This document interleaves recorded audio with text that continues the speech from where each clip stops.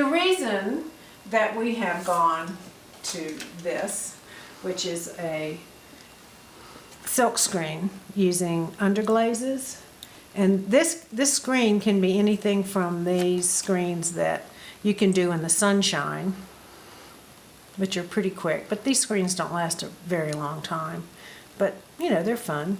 Or you can actually burn a real screen, which is what these guys are. And those are John's sketches? These are yours? my drawings, actually.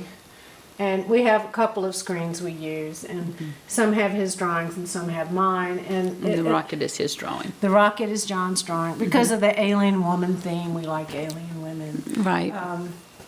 And I felt like this was a good way to incorporate his designs onto my work.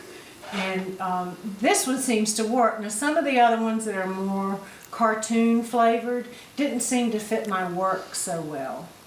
But that's okay, this one works.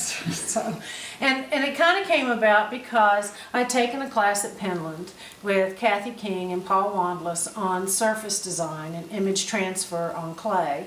And Kathy King was all about drawing, and she was drawing through underglazes. And I like to draw through slips, colored slips. So these are drawings that are done on a porcelain clay body. They're high fired in a gas reduction kiln, and they are hand drawn. So there's a lot of time involved, and well, that's kind of dirty, isn't it?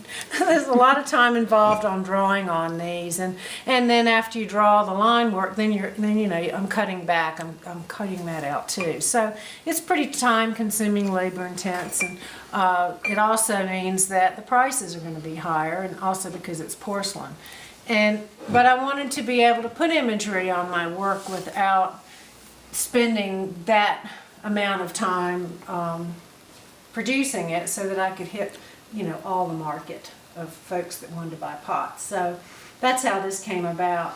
And what you do is, after you get the image burned onto your little screen, you just do a series of prints using underglaze, which is just a Amico color that goes under the glaze, just like it sounds, onto the pot. And I mix this with wallpaper paste. And sometimes I actually dissolve the wallpaper paste and then put it in there. And sometimes I just dump the paste in there, I'll be honest, dry, and stir it up.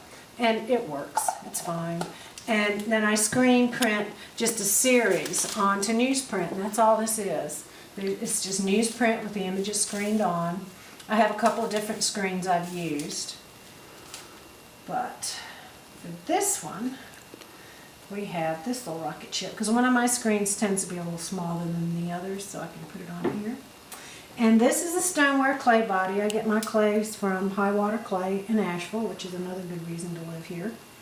And then this is actually the slurry from my porcelain. So it's nothing fancy, it's just the slurry from the throwing of the porcelain, and I take it and I strain it down, put a little bit of Epsom salts in it, and you're good to go. So this has got about 2 coats of porcelain brushed onto it.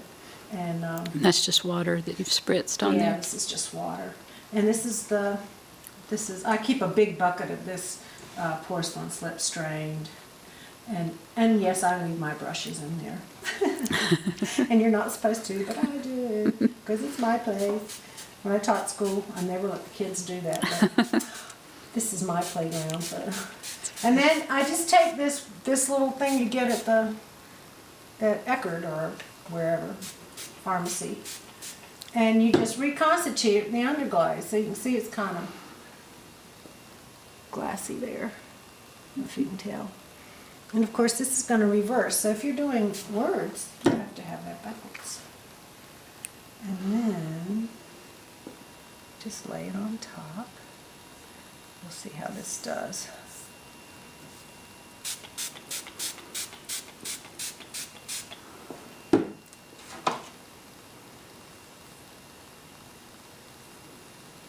And you're just going to burnish it. It kind of reminds me of those tattoos the kids get. Boy, actually, I've seen adults get them too.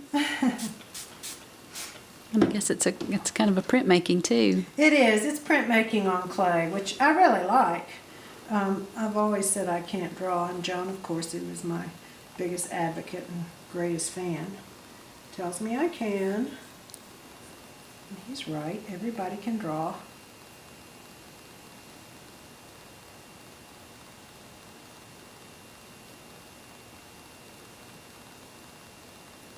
And you can kind of lift and see if it's, coming onto the surface or not. And if you want to go back, you can, as long as you've got it on there. But then I would think that part of the beauty of it is having it not be perfect and seeing the work of the hand in that sketch. Would you agree? I mean, I'm sure there's agree.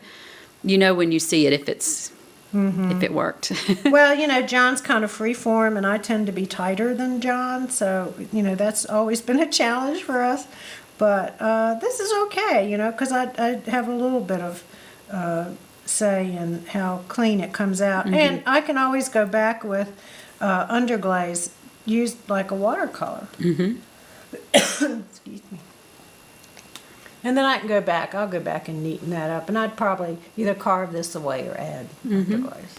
Cool.